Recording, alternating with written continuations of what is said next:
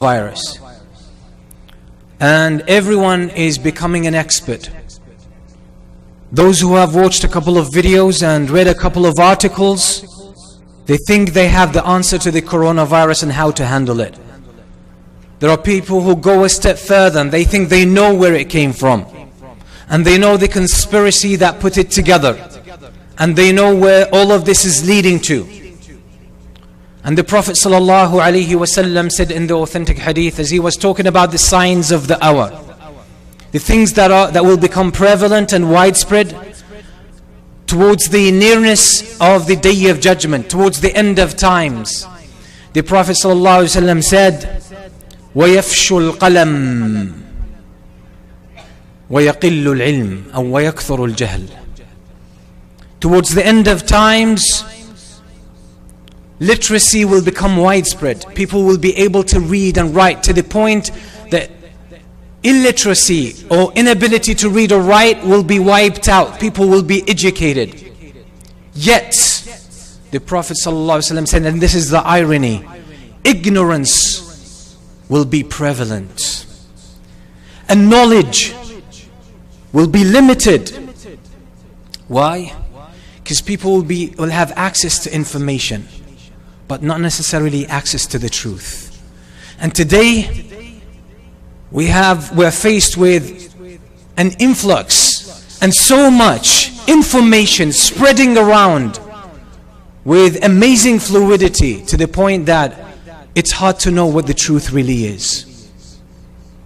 And the situation with the virus today has exposed this weakness in humanity, that people speak without knowledge. People speak with speculation and conjecture and baseless information. And there are people who think they know the root of the matter. There are people who all they speak about, that this is part of the conspiracy against the world and to control the world, and so on and so forth. No evidence, no solid knowledge. And no one has control over this knowledge, this knowledge that is spreading around. But in Islam, we are not left for lack of knowledge.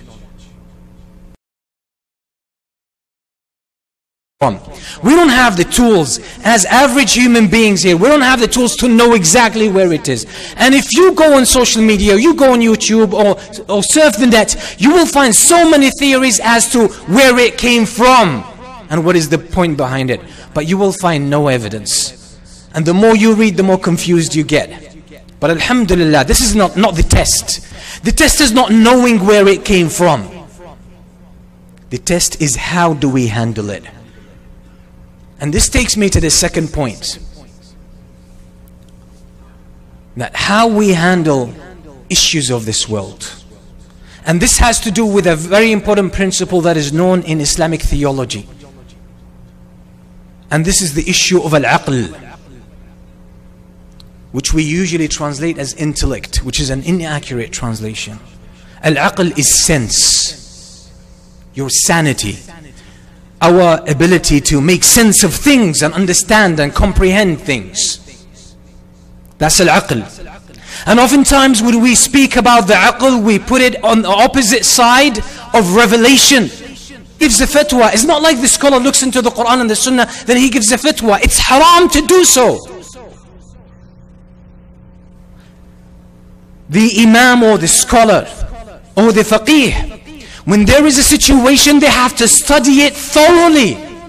And if they do not understand it very well from the experts, they cannot give a fatwa, no matter what is their level of knowledge from the Quran and the Sunnah.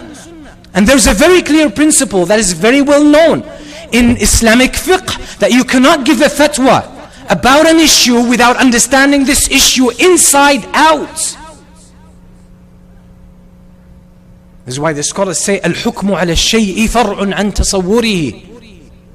Al-hukmu ala shay'i far'un an tasawwurihi. You can't make a judgment upon something, meaning a religious fatwa, a religious decree. You can't pass a fatwa on a situation or a condition or a phenomenon without understanding it, comprehending it.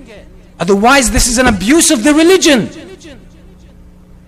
And you find Muslims today who say, forget about all of this medicine, forget about all of these precautions that governments and health ministries are actually advocating and calling people to abide by. Forget about all of that, this is all nonsense. Just take the black seed oil, or just take some olive oil, or take 7 dates in the morning and that's it. Since when we are abusing our religion to that extent?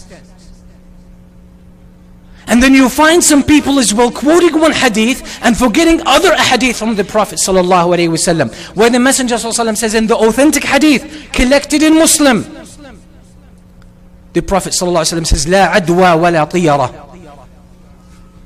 The Prophet ﷺ says, he negates, basically what the meaning is, he negates the empty ground. Otherwise you can't solve a problem without knowing the intricacies of the situation.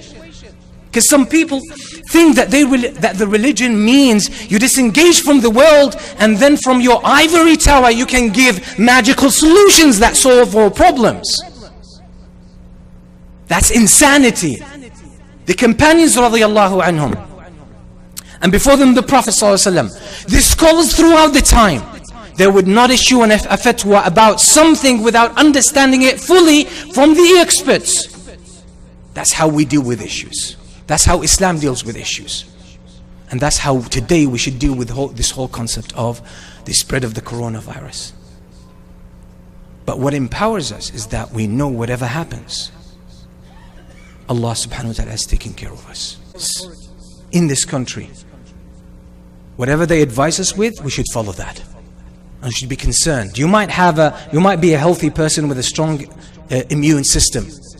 But the problem with this disease is not about the individuals, it's about the collective. Because if it spreads, it's going to get to people who are weak, whose immune system is compromised. And they are at a great risk. So sometimes, yes, you might avoid certain things, social distancing is actually, as the experts say, here we take the words of the experts, is actually a very important thing to do. And this is actually what the Muslims did with the plague that happened in Palestine, Ta'un wa Amwas, at the time of Umar al-Khattab radiyallahu anhu, social distancing. And if the authorities here get to the point where they say gatherings are prohibited, or do not shake people's hands, or do not hug people, and so on and so forth, then we are supposed to abide by that. Yes, you could believe in conspiracy theories, that's up to you, but don't force it on other people. We are supposed to obey what the authorities and the experts say with regards to these things. أقول قولي هذا واستغفر الله لي ولكم فاستغفروا.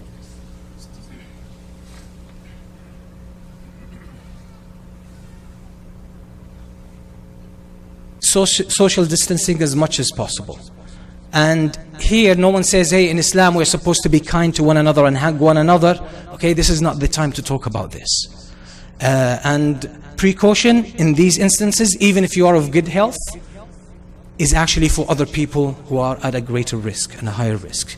So let's be considerate, even if we are not convinced. Let's be considerate, let's be respectful of this, let's appreciate, because most of us make decisions now based on speculations, based on our own understanding, and there's no shortage of those. Everyone has their own theory about this. But when it comes to how we handle this, let's follow the experts and whatever they say, whether we agree with what they say or not. And we ask Allah subhanahu wa ta'ala to protect all of us and everyone from this disease. اللهم اغفر للمؤمنين والمؤمنات والمسلمين والمسلمات الأحياء منهم والأموات. اللهم اغفر لنا ذنوبنا وإسرافنا في أمرنا وثبت أقدامنا وانصرنا على القوم الكافرين. اللهم اغفر لنا ولوالدينا ولمن لهم حق علينا. اللهم أبرم لهذه الأمة أمر رشد يعز فيه أهل طاعتك ويهدى فيه أهل معصيتك ويعمل فيه بكتابك وسنة نبيك صلى الله عليه وسلم. سبحان ربك رب العزة عما يصفون وسلام على المرسلين والحمد لله رب العالمين.